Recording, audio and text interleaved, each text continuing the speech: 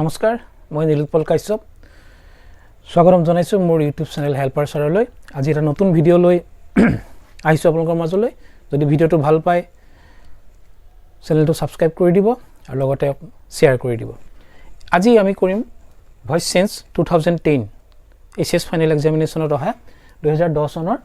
আমি voice change খিনি কৰিম আৰু কেনেকৈ সলনি কৰা হৈছে এই বিষয়ে অকন আলোচনা কৰিম প্ৰথম বাক্যটো I was annoyed at his conduct. এটো কিহত দিয়া আছে আমি গম পালো কেনেকৈ পেসিভ ভয়েস বুলি যে ইয়াত দিয়া আছে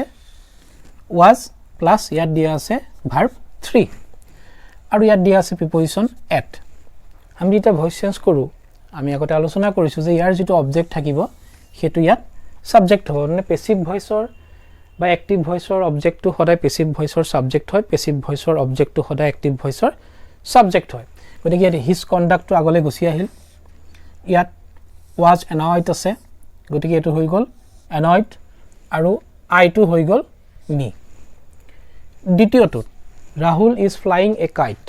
যে ৰাহুলে চিলা উৰুৱাই আছে এটো হল প্ৰেজেন্ট কন্টিনিউয়াস টেন্সৰ বাক্য আমি ভয়েস চেঞ্জত দুটা কথা সদায় মনত ৰাখিব লাগিব এটা হল যেতিয়া কন্টিনিউয়াস টেন্স হ'ব কন্টিনিউয়াস টেন্সত সদায় আমি being এটা ব্যৱহাৰ কৰিব লাগিব পেসিভ কৰোতে being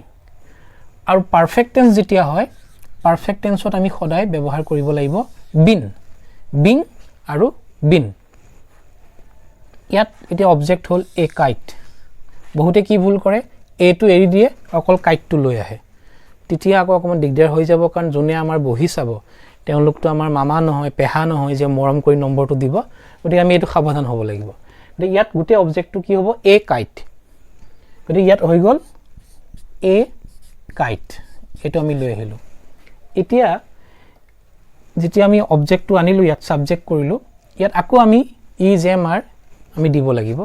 গতি a kiteৰ লগত কি বহিব is হল এতিয়া এটো যেহেতু কন্টিনিউয়াস টেন্সত আছিল আমি ইয়াত কি ব্যৱহাৰ কৰিম এতিয়া being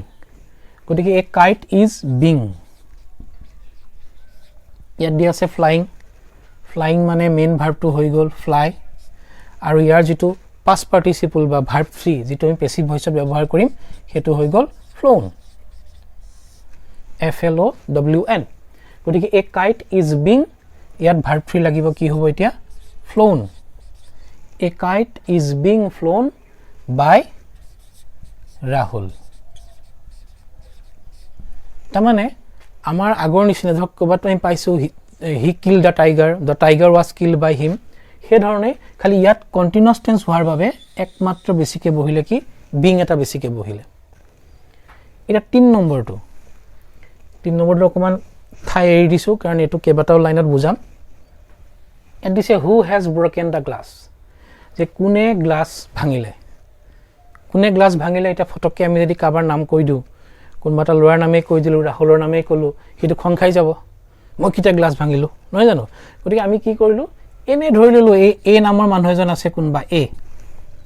এ বি সি আমি যেনেকৈ অংকত ধৰি লও x y z বা কিটাবা x ধৰো গতিকে আমি এটা ধৰি ললো a has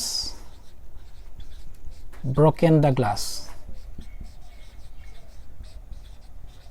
এটো উত্তৰ নহয় এটো বুজাবলৈহে দিছো যে ইয়াত দিছিলে কোনে গ্লাসখন ভাঙিলে আমি কি কৰিলো ইয়াত a বুলি ধৰি ললো a has broken the glass যে a নামৰ মানুহজনে ভাঙিলে এতিয়া আমি ইয়াত ভয়েস চেঞ্জ কৰিম এটো ভয়েস চেঞ্জ কৰিলে কি হ'ব ইয়াত অবজেক্ট কি the glass গতিকে the glass টো আহি গল the glassৰ লগতো কি বহিব has এতিয়া আহিল এই কথাটো যে পাৰফেক্ট টেন্স এটো কিহত আছে প্ৰেজেন্ট পারফেক্ট টেন্সত আছে কিয় have বা has আছে প্লাস verb 3 আছে has broken এই যে যেতিয়া আমি পারফেক্ট টেন্সত পাম আমি কি কৈছিলো যে been এটা ব্যৱহাৰ কৰিব লাগিব গতিকে ইয়াত কি হৈ গল the glass has ইয়াত কি বহি গল এতিয়া been আৰু পাৰফেক্ট টেন্সত ভয়েস চেঞ্জ কৰিবলৈ আমাৰ এটাই সুবিধা কিয় যে তাত verb 3 দিয়াই থাকে তাৰ মানে past participle টো দিয়াই থাকিব গতিকে ইয়াত আকৌ ব্ৰকেনৰ লগত আকৌ ed লগাই ব্ৰকেন যেনেকুৱা ধৰণৰ বেছিকে হেৰি কৰিব নালাগে কিছু মানে কৰি দিয়ে ইমান বেছি জ্ঞানী হ'বগে নালাগে আমি গতিকে ইয়াত আমাক অলৰেডি verb 3 দিয়া আছে গতিকে আমি কি কৰিলো তো has been broken the glass has been broken ইয়াত কি আছে by a হৈ গল এতিয়া এটা ফৰ্মুলা আছিল কি যে আমি যেতিয়া ভয়েস চেঞ্জ কৰিম WH ৱৰ্ড যদি হু থাকে হু যদি এক্টিভ ভয়েসত থাকে আমি পেসিভ ভয়েস কৰোতে সদায় ইয়াত বহাব লাগে বাই হোম কি হ'ব বাই হোম গতিকে আমি ইয়াত কি কৰিম এতিয়া প্ৰথমতে বাই হোম বহাই ললো বাই হোম তো কি হল এই যে বাই এ আছিল হয় জানো বাই এ ঠাইত কি বহি গল এতিয়া বাই হোম ঠিক আছে আৰু এটো আছিল আমাৰ কি কোন প্ৰশ্নবোধক বাক্য তাৰ মানে ইন্টাৰোগেটিভ সেন্টেন্স আছিল গতিকে ইন্টাৰোগেটিভ সেন্টেন্স যেতিয়া আছিল আমি এই ইয়াৰ উত্তৰটো এইটোহে হ'ব এইটো নহয় আমি এইকন বুজিবৰ কাৰণে হে কৰি লৈছো কোনবাই যদি দিগদাৰ পায় তো বুজাবৰ কাৰণে হে এটো কৰিছো ইয়াৰ উত্তৰটো হ'ব এইটো আমি বাই হোম পাতিলো পটাৰ পিছত যেহেতু এটো ইন্টাৰোগেটিভ সেন্টেন্স আমি আকৌ এই বাক্যটো প্ৰশ্নবোধক কৰিব লাগিব প্ৰশ্নবোধক কৰিব যাওঁতে সদায় কি হয় is am are was were have has জি থাকে ক্যান কুড হেবিলাক সদায় এখন আগত বহাব লাগিব গতিকে এই বাক্যটো the glass has been broken by a ঠাইত বাই হোম হল থাকি গল দা গ্লাস হেজ বিন আৰু ব্ৰকেন গতিকে বাই হোম লগত আমি কি বহাম এতিয়া হেজ টু লৈ আহিম by whom has the glass been broken ইয়াৰ পিছফালে প্ৰশ্নবোধক বাক্য দিলে হৈ গল মানে ইয়াত দুটা কথা মন কৰিব লাগিব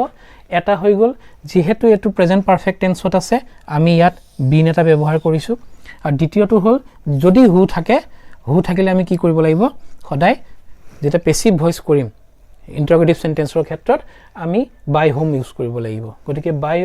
who has broken the glass এটো হৈ গল by whom has the glass been broken 6 number 2 let the game be finished ইতিয়া আমি এটো গম পালো ইয়াত let দিয়া আছে ইয়াত be দিয়া আছে গতিকে এটো পেসিভ ভয়েসত আছে আমি যেনেকে shut the door let the door be shut গতিকে ইয়াত কি হল let the game be finished গতিকে ইয়াত মেইন ভার্বটো কি আছিল finished গতিকে আমি ইয়াত verb 1 to বহালো finish